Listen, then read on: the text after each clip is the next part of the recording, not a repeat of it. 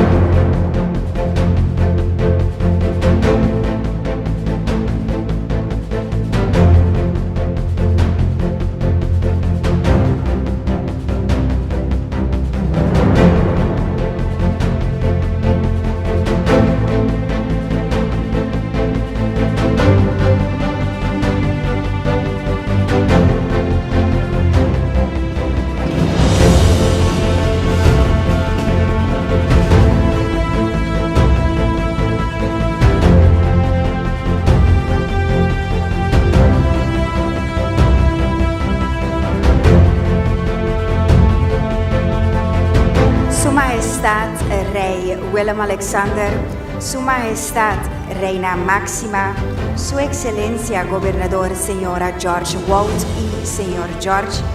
Namens de regering van Curaçao wordt u allen van harte welkom geheten op de 34e viering van de Dag van de Vlag van Curaçao.